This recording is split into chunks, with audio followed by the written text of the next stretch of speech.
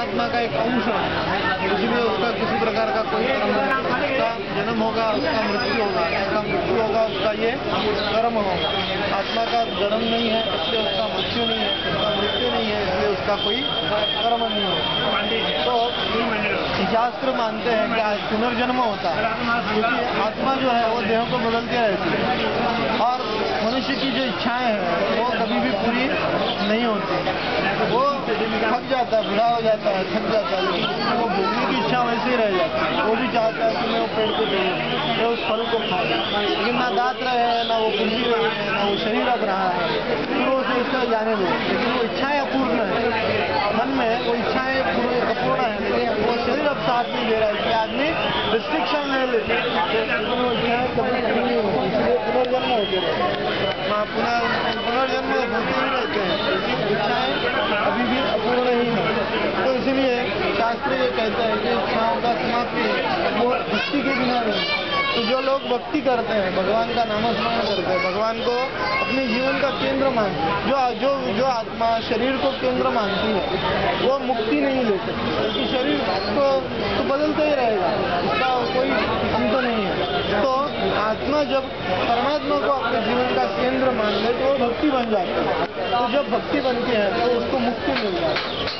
तो मुक्ति के बाद फिर जन्म नहीं होता, फिर भगवान के लोक में उसको आसन मिल जाता है, भगवान के लोक में रहना खाना सब भगवान के साथ है। वहाँ पे भोजन की जरूरत नहीं, क्योंकि वहाँ पे वैसा शरीर नहीं है, वहाँ पे लाइट की जरूरत नहीं, क्योंकि वहाँ कोटि सूर्य चंद्र है जो 24 आवर्स देते हैं। ये शरीर जो है वहाँ पे बुढ़ापा नहीं है, और वहाँ पे शरीर जो है वो दिव्य शरीर है, वहाँ पे शरीर में से रोशनियाँ बाहर निकलती है।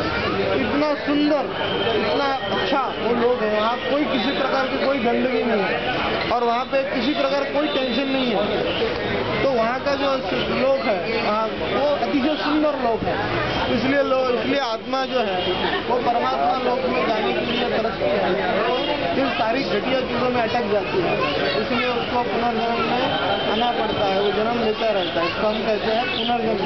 तो ये जन्म, ये आत्मा परमात्मा का मिलन होना ये बहुत बड़ी बात है, ये हमारे लिए नहीं है, हम लोग नहीं करते। वो भौतिक लोग हैं वो बहुत रेयर पहुँचते हैं स्टेज तक, तो इसलिए वो इस कर्म में बंध जाते हैं। कर्म जो बनने के बाद ये 5 महाभूतों से जो शरीर मिलता है तो शरीर को धारण करना पड़ता है। तो जब एक स्टेज आती है कि शरीर अब ये कान है लेकिन सुनाई नहीं दे रहे, आंखें है लेकिन दिखाई नहीं दे रहा है, वो अब दांत भी नहीं है, अब वो पचन शक्ति भी नहीं रही। पहले तो मैं कुछ भी खा लेता था तो हजम हो जाता था, आज थोड़ा भी बहुत कुछ खा लिया तो हजम नहीं होता, अब वो शरीर नहीं रहा। अब ये छोड़ो, अब ये कपड़े फट चुके हैं। जिंदगी में आदमी सबसे महंगा सूट अपनी शादी में लेता है, लेकिन वो भी कभी ना कभी फेंक देना पड़ता है, तो जिंदगी भर थोड़ी पहना जा सकता है। कहता है कि जिंदा हाथी पे बैठना शान है, लेकिन मरे हुए हाथी को ढोना ये मूर्खता है, मरे हुए हाथी को क्या ढोएंगे। वैसे ही ये शरीर है, जब ये फट जाता है तो उसको दान देना पड़ता है, इसको छोड़ देना पड़ता है, तो इसको छोड़ देना है, छोड़ दिया जाता है। फिर ये छोड़ने के बाद उसको अग्नि में जलाया जाता है, तो उसके बाद उसमें से हड्डियाँ निकाली जाती है। हड्डियाँ निकालने के बाद उसको यहाँ पे लेके आते हैं। जैसे हमारे माता पिता हमारे लिए अच्छी स्कूल की व्यवस्था करते हैं, अच्छे टीचर्स की व्यवस्था करते हैं, वैसे हम भी अपने माता पिता को कोई ऐसी घटिया जगह पे नहीं छोड़ेंगे ना, कोई अच्छी जगह पे, साफ सुथरी जगह पे छोड़ेंगे। इसलिए हम गंगा जी हरिद्वार ले जाते हैं, और यहाँ का अपना एक महत्व है गंगा गोदावरी का, जहाँ पे 3.5 घंटे में अस्थियों का पानी हो जाता है। यहाँ पे लोग ले आते हैं, यहाँ प्रभु रामचंद्र जी ने अपने योगा का श्राद्ध किया था, पिंडदान किया था, इसलिए यहाँ का प्रभु रामचंद्र जी हमारे लिए एक मर्यादा है। हाँ, कामत है, मी थोड़ा कामत है, 2 मिनट, फक्त 2 मिनट। तो ये जो है यहाँ पे भक्ति और मुक्ति दोनों मिलती है, इसलिए यहाँ पे मुक्ति के लोग अस्थियाँ ले आते हैं। तो यहाँ पे जब आप अस्थियों को यहाँ ले आते हो तो दोनों आगे लगा के अपना तन और मन दोनों शुद्ध किया जाता है। तो होने के बाद गंगा जी में अस्थियों यहाँ पे पूजन होता है, पूजन करते समय संकल्प लिया जाता है। संकल्प ये पूजा का एग्रीमेंट होता है, क्या कर रहे हैं, किस लिए कर रहे हैं, किन के लिए कर रहे हैं, ये पूजा का एग्रीमेंट होता है। फिर वो होने के बाद पूजा अस्थियों को शुद्ध किया जाता है। फिर वो होने के बाद अपने हाथ में जल लेते हैं, ये जन्म नहीं जन्म, क्योंकि ये जो पुनर्जन्म है तो पुनर्जन्म में पिछले जन्मों में कई सारे पातक हुए होंगे, तो उस सब का प्रायश्चित इस जन्म में देना होता है। इसलिए यहाँ पे ये जन्म संकल्प होता है। फिर उसके बाद में अस्थियों का विसर्जन में फिर 11 की पूजा शुरू होती है। यहाँ पे पुतला रखा जाता है। पुतला यानी वो शरीर का प्रतीक है। तो शरीर पुतला रखने के पीछे कारण ये है कि जैसे हम भगवान को हर तरफ भगवान चर्चा में फैले हुए हैं, लेकिन हम फिर भी उनकी मूर्ति आंखों के सामने लाके पूजा करते हैं। इसीलिए यहाँ पे उनकी भी शरीर की एक मूर्ति बनाई गई, स्वरूप बनाया गया। यहाँ पे उनको हाथ रखकर प्रार्थना की जाती है। एवं लोकम परित्यज्य, जो ये लोग छोड़ के आप चले गए हो, गताम से परमागति, आपकी गति हुई लेकिन परम गति बनानी है, सदगति बनानी है, इसलिए आप आगे विराजमान होइए। ऐसे यहाँ पे प्रार्थना की जाती है। फिर वो होने के बाद में फिर यहाँ पे पिंडदान शुरू होता है। पहला जो वहाँ पिंड दिया गया है उसको कहते हैं अस्थि सिंचन श्राद्ध। अस्थियाँ मतलब हड्डियाँ और सिंचन माने मिलाना, उन सबको यहाँ मिला के आप गंगा जी में अस्थि विसर्जन किया है, इसलिए उसका ये प्रसाद है। दूसरा दिया जाता है नग्न प्रसाद श्राद्ध। नग्न माने जिसको कपड़े नहीं पहने हैं, तो आत्मा जो है वो नग्न है, उसको प्रसादन, उसको आच्छादन के लिए क्या पहनाया जाता है, वो शरीर रूपी वस्त्र की जरूरत है और उन्हें वो मिले, उसमें वो पिंड दिया जाता है। उसके बाद में उसके आगे के जो 5 पिंड है वो सूतक है। अभी आपको वो सूतक की नष्टता हो, सूतक यानी वो जो शरीर आत्मा जिस शरीर को छोड़ा है लेकिन वो उसमें ममत्व अभी भी है।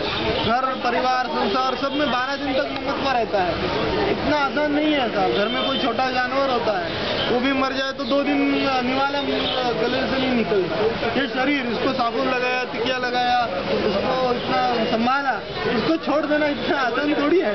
तो इन सारी चीज़ों में निकलना बहुत मुश्किल है। घर परिवार, दुकान मकान, अस्पताल, इसमें से बाहर निकलना बड़ा मुश्किल हो जाता है। तो वो सारे उनका ममत्व निकल जाए और उन्हें ये बताया जाता है तुम कोई देह नहीं, तुम आत्मा हो, तुम्हें अब अगले सफर के लिए निकलना है। इसलिए यहाँ पे 5 पिंड दिए जाते हैं। तो उसके बाद में उसके आगे और 5 पिंड यानी 10 पिंड दिए जाते हैं। तो ये कर्म जो है ये देह का है। तो देह यानी सिर्फ कान नहीं है, सिर्फ आँख नहीं है, सारा मुंह नहीं है।